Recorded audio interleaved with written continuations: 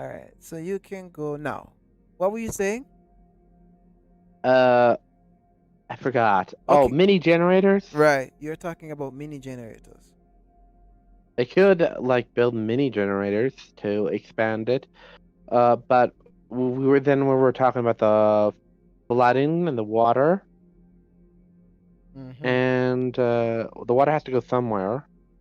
Uh, but who knows what like there's so many possibilities. It's endless, honestly. If Honestly, what they could.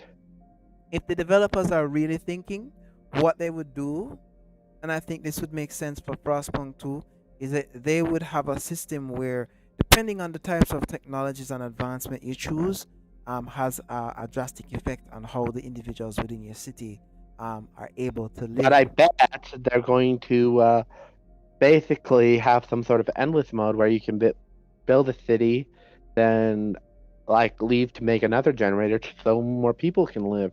But they're gonna do that. Yeah, because endless mode was kind of lacking in certain things. Uh, if you want to build a true endless mode, you have to look to games like Anno 1800. Although the game is very complex in terms of its trading system and its resources, there is also always something to do in the sense that you're always going somewhere and experiencing something. So to keep Although the Anno series is not known for its combat, trust me. it isn't known for its combat, but it has a lot of good quest lines that give nice rewards or add some form of depth to the game, even if it's not in a story mode. And another thing that I also must say that I like is the fact that when you're playing the story mode, you're able to transition from the story mode into a sandbox type setting, which then the developers can add more stories to. So it Oh, you are right about mhm, that. mhm. That would be It intriguing. would be, because then what it would do is it will create a connection between the player and the city. So the player has a connection to the city that he builds, and he's less likely to stop playing because there's always something to improve upon. If you, as in, let me True. see the I'm mm, curious. go ahead. What about the zones with the equator? Well, the thing is, Like, will they have a story featuring like an expedition that's traveling all the way to the equator to see how frozen the world is? it Who would make knows? Maybe. here's what I think would make sense for these guys to do. Something that they could really look into. The Frostland is a very massive place, and the lore surrounding the Frostland is very deep because it's an environment that's very unpredictable, and it can hold many treasures. It Merciless and unforgiving, the exactly Icelands are. very much so. A lush forest But that's judging by the trailer, if mm-hmm, I want what's going by the trailer alone, there seems to be a technological boom, but it seems like the population is more malcontent. mm-hmm, And like, if you like, I think they may like you could uphold promises and break them, and maybe people might revolt or something. well, Remember the guy that was like frozen in the ice with Liar on his chest. mm-hmm. But you see, the thing is, it's the same story about Frostpunk One, where you have the captain standing up in front of the generator, and then after a while, he's being executed using steam. So the whole idea is to focus again on the tale of two cities, and to give you the option to make decisions that can shape your society in various ways, either using drugs, technology, socio-political factors, and basic human nature and brute force in order to bring things about that can create a society that is either unique or not unique, in a sense of being Or something that mundane, right. common, simple, Mm-hmm. affected. Right. But So society can be very mm, uh society can change rather radically in a very right. short amount of time. It can be dynamic, I'm and you can have areas where things might actually change and they might evolve, and you might need to find ways to adjust to that.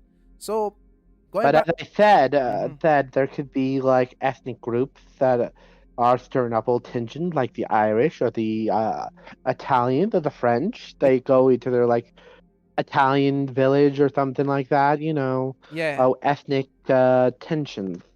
I mean, Remember back then, the Irish and the Italians and other ethnic groups kind of hated each other, thinking that they were superior to them. Well, frankly, everyone hated the Irish, mhm. but apparently the Irish were really sexy according to their diets because they ate mainly potatoes. Ooh. But I'm thinking that you could be right in saying that we could have a system where it might not be so in depth in terms of like race and ethnicity. We might see something in the sense of a class system. So based on your working The conditions, elites, the second, like the second, the poor. Like, are we talking about that? yes, That the middle class, like I could see that. because I you. can see the wealthy guys that just Mhm, sitting on their asses thinking, "We built this city. Oh yes, smoking out cigarettes, hugging our women." I because can see it. yeah, because we actually got a glimpse of this in the last autumn, where you had No, no, no. It was in when the no, it was one of the people that the third story, the generator one with the people taking the generator from the elites, yeah, the refugees. Well, it's in the refugees. yeah, it's in the last autumn too, with the engineers and the regular workers as well. Because you had a situation where you either had to side with the engineers or you had to side with the workers and give the workers rights. And there's an event or a decision that pops up where it says you can tell the engineers that you guys are still in charge, relax, you're still in charge, or side with the workers. So looking at it, the developers have the option to really expand on sociological and human condition element in terms of how quests and small events can impact the way how a city is shaped. And these elements can How I true. If right. you side with the workers, in the last atom, the generator is not as powerful as it could be if you sided with the engineers. hmm And so Did yeah, you know that? yeah, yeah, I did. So I'm saying that you have to find you have to find a balance in a sense, or you have to have the ability to repeal laws, change laws, influence the way how the city is developed, and also use technology. But using technology can have some effects.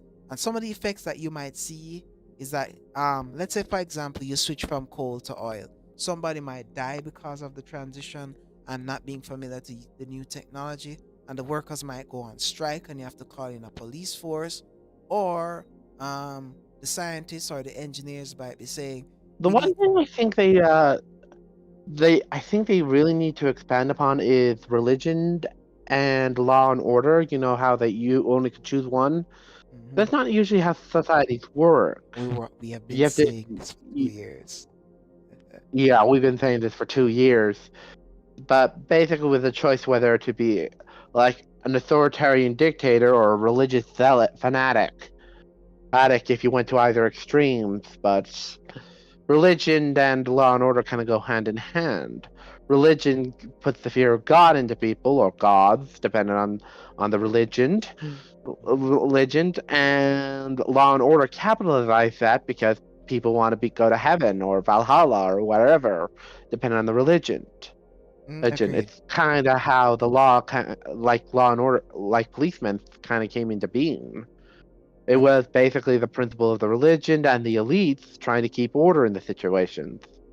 hmm So in a sense, a dynamic society that combines the religious aspect and the law aspect to create a true society. And in creating such a society, they would also need to include all the elements from all the different scenarios, plus trading and other activities. And what this will do is it will create a type of city that is more or less a bit more realistic in the eyes of the player. Because the whole thing about this game is to really work hard for something and then grow to appreciate it through struggle. And when you take that away after a while, it kind of makes it more of a story or narrative driven type gameplay. because you're pushed into a particular direction. So either you develop a city that's 100% faith or not fully faith, or develop a city that's not 100% authoritarian or almost there.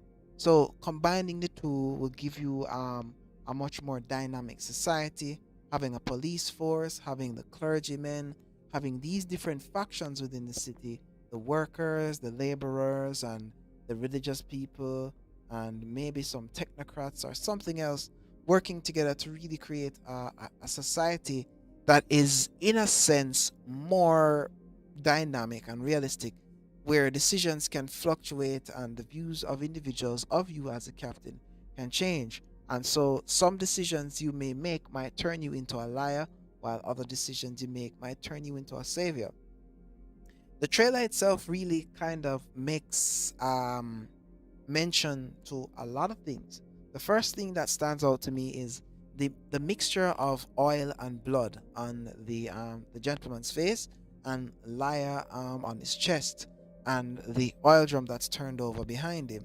What is saying to me that this new resource will create a lot of political and societal turmoil within the city, and depending on how it is used. Without the chronic fear of the generator going out, Right. like as I said, Mhm.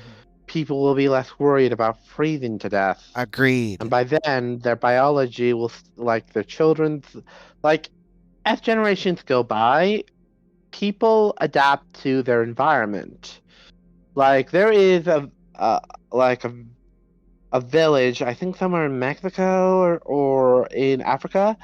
They run all the time, and it's gotten to the point where they can run for days faster than the best athletes for a very long time. But that's Agreed. due to like evolution, Agreed. like adaptation, and getting better and better at something over time.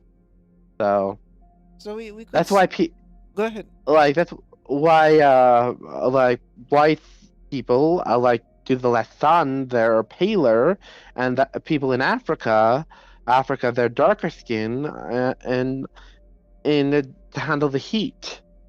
Because It's an adaptation. Eventually we're going to have people that are so used to the cold that their body won't react so negatively to it. yeah. Well, we actually saw this within the Frostland itself, where some people are able to actually endure the cold in certain areas, and the effects of it are minor depending on how long they're exposed. But as time develops and people become start to adapt, these features become even more prevalent.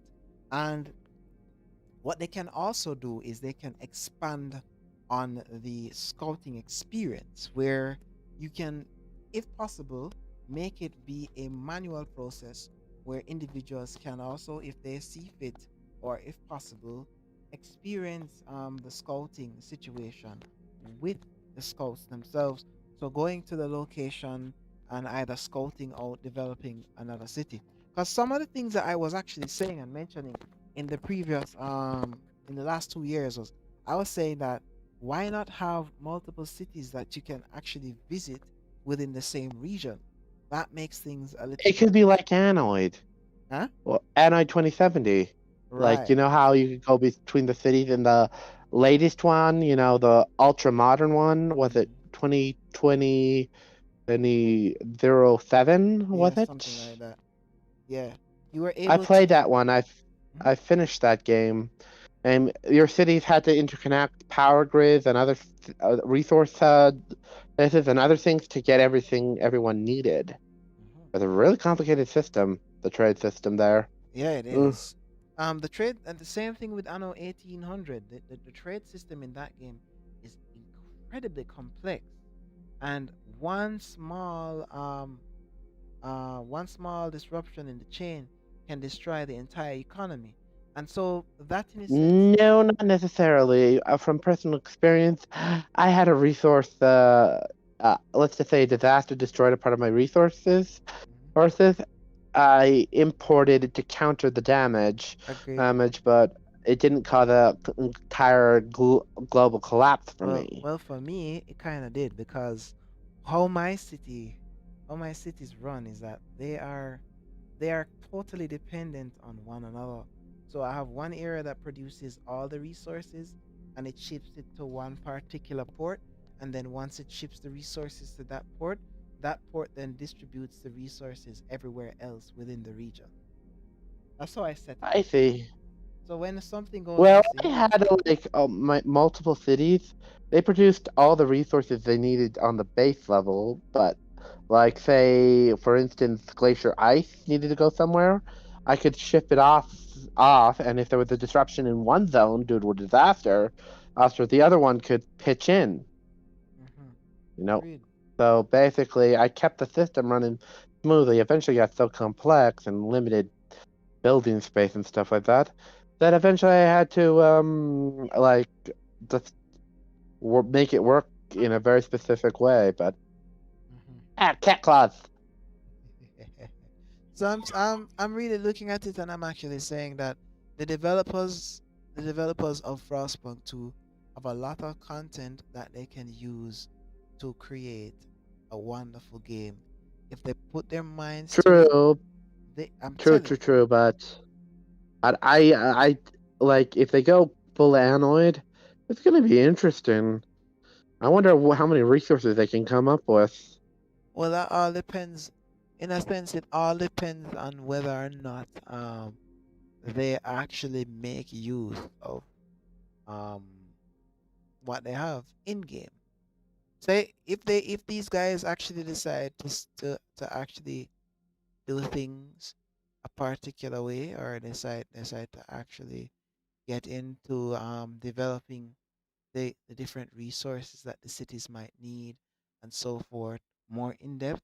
I We could see copper, I could see nickel, I could see glass, I could see wood, I can see iron, I can see oil, I can see copper, coal, because coal could be used as a independent burning source. It still would be used to heat in homes, but it would not be used for the generator anymore.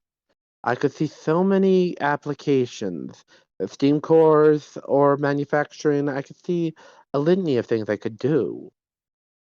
hmm Chemical plants for unique resources, like for the steam cores, they do require unique chemicals. You all right, man? You save me from my main master. He likes to cuddle me. Ah, you stop it! Hey, back. What happened? Sorry. I have a cat that is a little disobedient. I had to cuddle her. Help me! That's nothing. What are you saying now? I'm just being silly. Silly. I just figured we could use a bit of a joke. Nothing wrong with that. So what were you saying otherwise though? Basically, basically, they can do all sorts of things with resources. They can have dozens of resources. Hmm. Versus, it just depends on what would be needed for this or that. Agreed. But They can even have prefab the resources that they actually in a sense limited supplies. That's not. one thing I hated about Steam cores. They were such a pain in the butt to gather. And I believe that if all the right elements are put together, um, it could actually be used to make an actual product. In a sense, if they use the parts to create the generator properly and add in a third element, they would then be able to produce the resources necessary to create the steam cores. So it's True. I believe there was a metal chemical agent to Steam cores, but hmm I'm not entirely sure.